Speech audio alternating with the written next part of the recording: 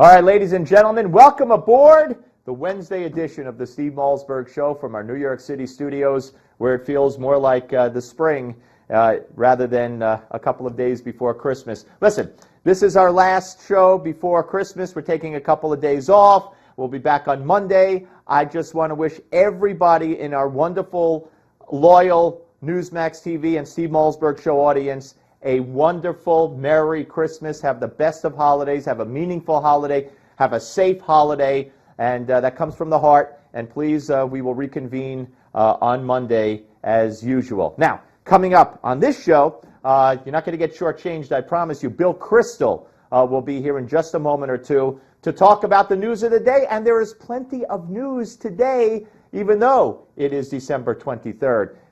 Donald Trump, new CNN poll. Once again, that national lead is swelled to double digits over Ted Cruz. Only the Quinnipiac poll has it within a 4-point margin.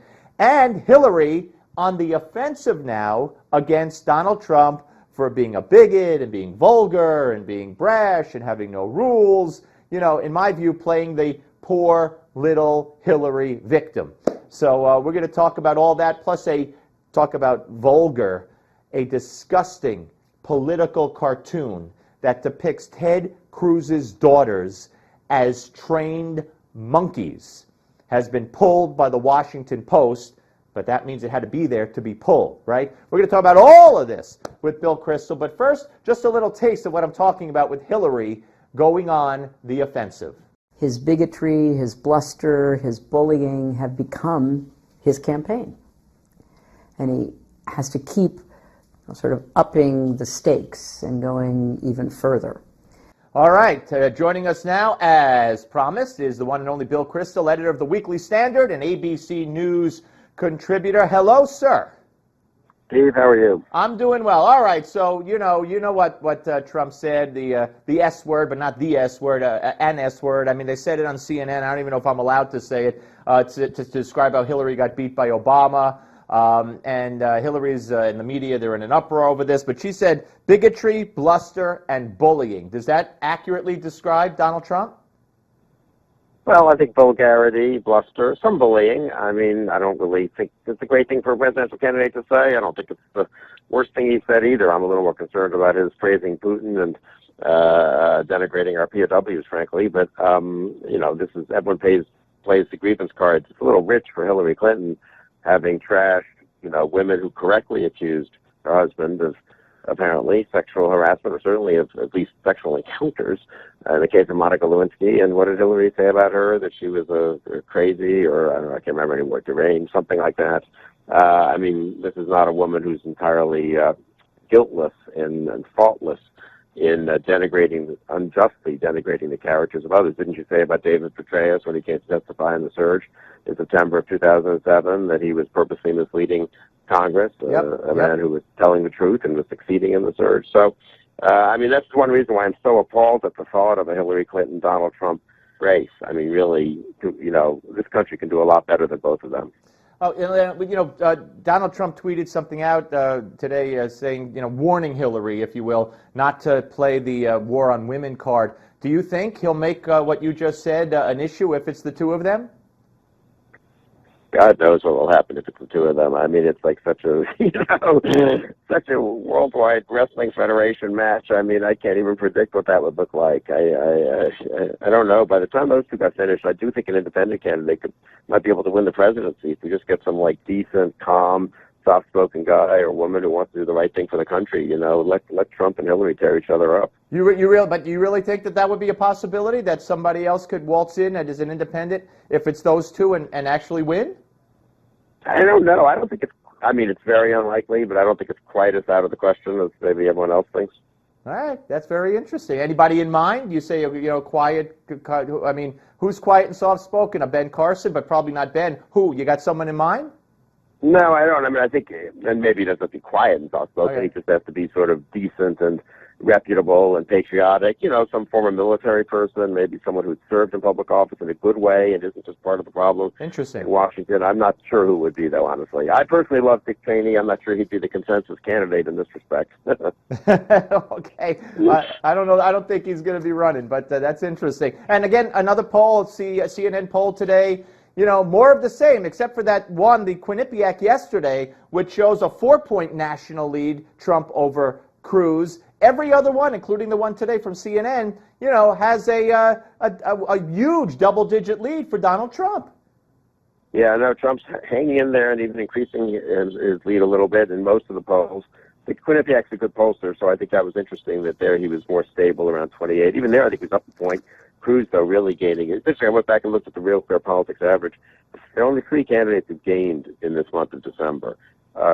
Trump, somewhat. He already was doing well. He's doing a little better even. Cruz, quite a good gain, actually. And Christie, from a very low base, but beginning to, I think, emerge out of the Kasich, Bush, Christie, et cetera, kind of, second tier and Right. possibly edging up there as an alternative. So I kind of think Trump, Cruz, Christie, and then Rubio, who's sunk a little but remains, I think, viable. You got to think one of those 4 are going to slug it out. All right, let's move to what the Washington Post did. We'll put a cartoon up on the screen right now. This is cut 81, and they portrayed after Ted Cruz put his daughters in a commercial.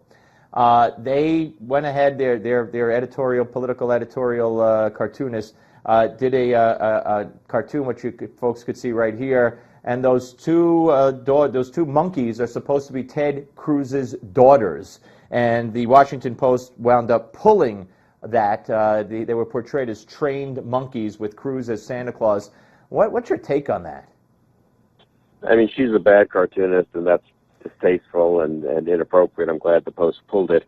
I mean, it is amazing that Cruz really, people are free not to like him, and certainly his fellow senators, a lot of them are critical of him. The degree to which people just feel a sense of impunity at attacking the families of conservative politicians and attacking them in ways that they would never dream appropriate about a liberal politician is striking. I was thinking about it earlier today. Barry Goldwater, way back in 1964, liberal psychiatrists say the guy's unstable, unfit for office, a crazy person is totally ludicrous. Goldwater, a very well respected by his colleagues, a stable guy, served this country well. He was very conservative, and people were free to think he wouldn't be a good president. But the slandering of conservatives by the mainstream media has always been there, actually.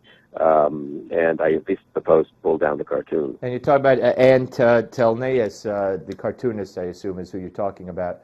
When you say she's not a very good cartoonist. Let me switch. Yeah, right. Yeah, let me switch gears over to what Nancy Pelosi reportedly said about the budget deal that Paul Ryan agreed to, which has outraged so many Republicans and conservatives. They gave away the store. I mean, that's just rubbing salt in the wound, is it not? Totally, and I'm sure she's partly saying it just to cause even more turmoil on the right. But look, it's interesting. All 3 senators were against the budget deal. I guess Rubio didn't fly back to vote against it, but they were all on record against it. Maybe Paul Ryan, thought he had to do what he had to do, and I myself would have opposed it. I think there was just too much given away. But you know what? It's not the end of things aren't over now. I really hope people in Congress focus on it. They still get to legislate. They still get to change things. It was a deal. Obama signed it. Doesn't mean you can't say, hey, wait a second, we want to take a fresh vote on this issue. Let me give you one instance. Obama has this ridiculous, apparently going to waive the legislation that would put Iran on the list of countries that if you've been to it in, I think, the last couple of years, right, the visa, you don't get a visa waiver, right? I mean, so it's like Iraq, Syria, I don't know, Sudan or someplace, Yemen, and Iran. He's going to waive that because, hey, they're trying to be very nice to Iran after the nuclear deal. Congress can say, wait a second, and let's just pass that as freestanding legislation, no waiver for Iran, no presidential discretion. I suppose Obama would veto it. Let's try to override the veto. I think it's very important that conservatives and Republicans in Congress don't give up, even if they were very unhappy, and I was unhappy too, with the budget deal. They need to pick not pick fights, they need to fight good fights over the next several months on this and on a whole bunch of issues. Yeah, no, I think it's very important as well. Mr. Bill Kristol, have yourself a great holiday, and if we don't speak next week, then a very happy, healthy new year, and thanks for all you do for us, and we'll speak to you very soon, sir. Same to you, Steve, and have a great holiday. You too. Bill Kristol, ladies and gentlemen. Up next, the Malzberg panel with Laura Nanos and Adam Thompson. Don't go away.